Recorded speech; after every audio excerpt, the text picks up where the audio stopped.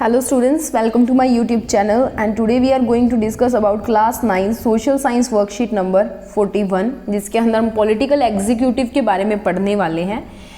ये मिलेगी आपको 8 अक्टूबर को वर्कशीट, 8 अक्टूबर की वर्कशीट है ये आपकी। और इसके अंदर जो हमारा चैप्टर चल रहा है that is working of institutions. Working of institutions हम करें और उसके अंदर हम करें एग्जीक्यूटिव। और एग्जीक्यूटिव के दो टाइप्स होते हैं बेटा हमारे पास, एक पॉलिटिकल एग्जीक्यूटिव होता है और एक परमानेंट एग्जीक्यूटिव होता है।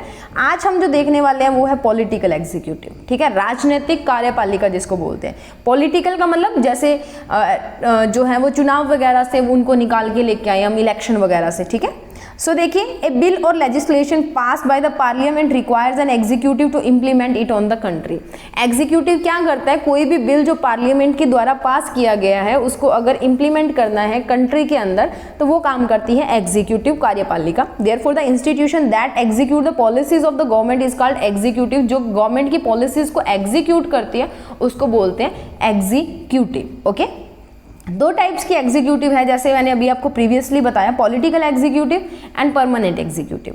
पॉलिटिकल एग्जीक्यूटिव में जैसे नेता वगैरह होते हैं elected by the people for a specific period of time, और इसके अंदर अपॉइंटेड जो पीपल्स होते हैं जैसे सिविल सर्वेंट्स होते हैं, सिविल सर्विसेज के एग्जाम होते हैं ना, जैसे आईपीएस ऑफिसर्स होते हैं, ठीक है, आईएएस ऑफिसर्स होते हैं या आईएफएस ऑफिसर्स होते हैं, ठीक है। ये जो ऑफिसर्स होते हैं ये जो जहाँ पे काम करते हैं उनको बोलते हैं परमानेंट एग्जीक्यूटिव। इनको काफ़ी सारे लंबे समय तक से जो उसको अपॉइंट किया जाता है। अब बात करते हैं कि पॉलिटिकल एग्जीक्यूटिव के जो मेंबर्स होते हैं, पहला होता है prime minister and council of minister, यानी कि प्राइम मिनिस्टर और उसकी काउंसिल मिनिस्टर्स की मंत्रिमंडल उसका।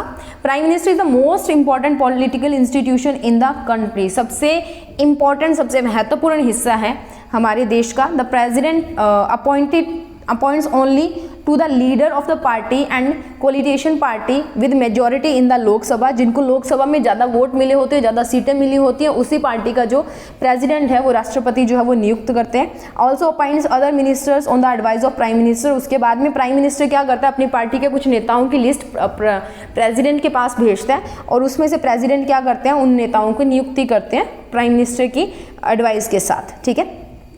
If a person is not member of parliament, then it is necessary to get elected as a member of any house of parliament within 6 months of his becoming a minister। तो अगर कोई person है जो किसी भी parliament का member नहीं है तो उसके लिए ज़रूरी है कि दोनों में से एक, किसी भी एक हाउस का उसको क्या है कि मेंबर जो है वो बनना पड़ेगा 6 मंथ्स के अंदर, ठीक है। Next is cabinet ministers, usually senior leaders of the ruling party and coalition party and are in the charge of key ministers. यानी कि सीनियर लीडर्स जो होते हैं रूलिंग पार्टी के या इंचार्ज जो होते हैं मिनिस्टर्स, उनके अंदर जो है वो कैबिनेट मिनिस्टर होती है, मिनिस्ट्रीज जो आती हैं।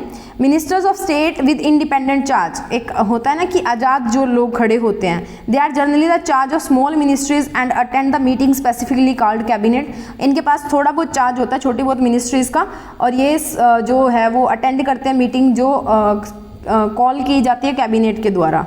मिनिस्ट्रीज ऑफ स्टेट या minister of state, they are associated with the and assist with the cabinet ministers of their department. उनके डिपार्टमेंट के मिनिस्टर्स से, जैसे हर एक स्टेट के अंदर अलग अलग मिनिस्ट्रीज होती हैं, जैसे देश के अंदर होती है वैसे स्टेट के अंदर होती है, तो वो अपनी स्टेट के रीजन के अंदर डील करती है। अब बात करते हैं कि प्राइम मिनिस्टर की पावर्स क्या हैं। सो प्राइम मिनिस्टर की पावर्स देखिए, वाइड नंबर ऑफ पावर्स होती हैं, जैसे presiding the cabinet meetings, coordinating work of various departments, playing a decisive roles in mutual disputes between different departments, general monitoring of the work of different departments, distribution of work to all ministries, etcetera etcetera.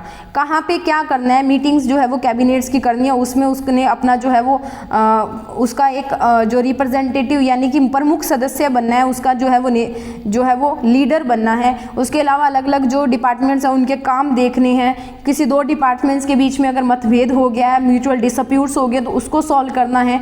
General different departments के कामों को देखना है, distribute करना है कि किस मंत्री को कितना काम मिलना चाहिए। Most influential person with in the cabinet is the prime minister. सबसे ज़्यादा महत्वपूर्ण मोस्ट इन्फ्लुएंशियल जो पर्सन है वो कौन है, prime minister. When the prime minister quits, entire cabinet resigns. तो जब किसी पार्टी का प्राइम मिनिस्टर छोड़ देता तो उसके मंत्रिमंडल को भी छोड़ना पड़ता है, रिजाइन करना पड़ता है, इस्तीफा देना पड़ता है, ठीक है।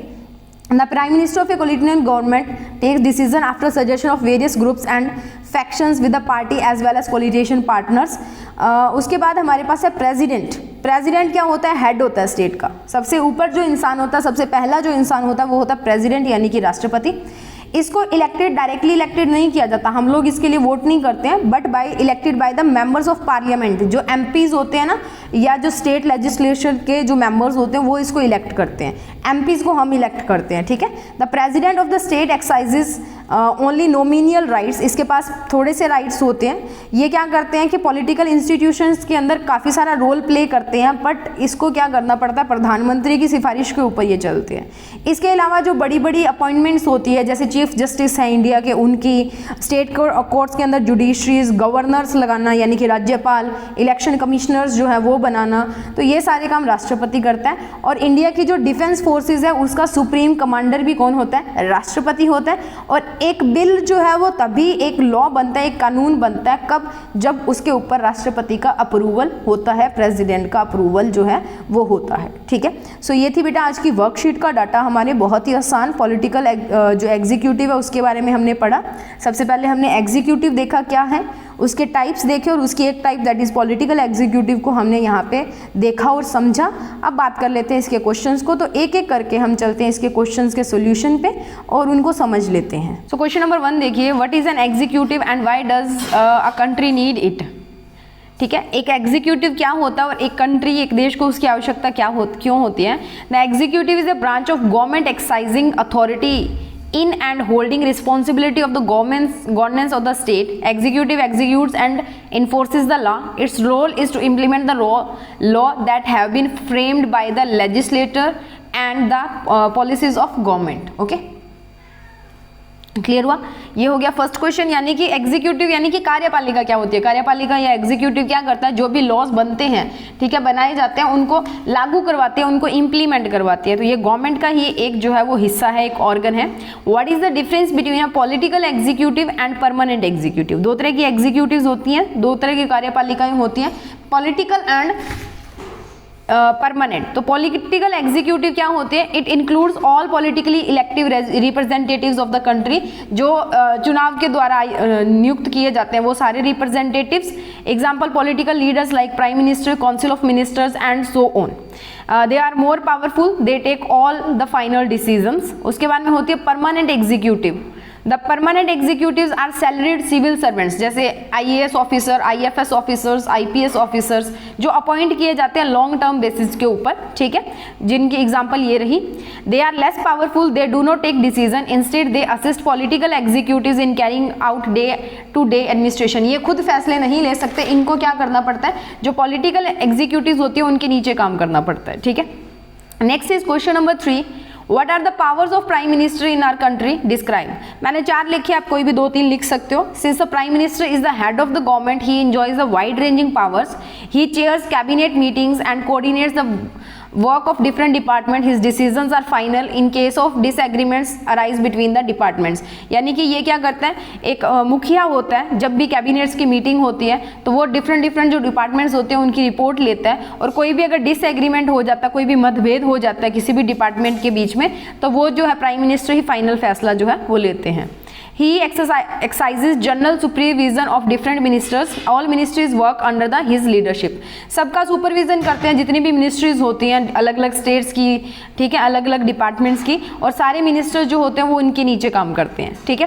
Third point is the prime minister distributes and redistributes work to the ministers. Prime minister के ऊपर डिपेंड करता है कि किसको कितना काम देना है और कितना नहीं देना है, ठीक है। He also has the power to dismiss ministers. वो क्या कर सकते हैं, मिनिस्टर को उसके पोस्ट से डिसमिस भी कर सकते हैं। Thus the prime minister is the most powerful person within the cabinet. तो मैंने आपको 4 लिख के दिए, आप कोई भी 2 या 3 लिख सकते हो। बात कर लेते हैं क्वेश्चन नंबर 4 की। क्वेश्चन नंबर 4 है, what is the importance of the role of president in our country. President is the head of state, the supreme commander of India's defense forces is president. President plays an important role in all the principal appointments like Chief Justice of India, governors of states, state court, judiciary, commissions, यानी कि election commission कर लेना बच्चे यहाँ पे, election commission etcetera. A bill becomes a law only after the president's approval. एक bill जो है वो लॉ तभी बनता है, कानून तभी बनता है जब प्रेसिडेंट उसे अप्रूव करते हैं, ठीक है। So this is question number 4। उसके बाद में मैं आपको दिखा देती हूँ क्वेश्चन नंबर 3। आप इसमें से कोई भी 2-3 लिख सकते हो, कोई जरूरी नहीं है, ठीक है। उसके बाद में ये है हमारा क्वेश्चन नंबर 2 का, political executive, and this is permanent executive. ठीक है, 3-3 डिफरेंस करवाएं आप, 2-2 भी कर सकते हो, डिपेंड करता है कितने मार्क्स का क्वेश्चन आता है। और this is our first question. इसी के साथ हमारी वर्कशीट यहाँ पे खत्म होती है। जल्दी से आप इसको कंप्लीट कर लें और वीडियो को लाइक करना नहीं भूलना, और चैनल को अगर आपने सब्सक्राइब नहीं किया तो प्लीज़ चैनल को सब्सक्राइब कर लें।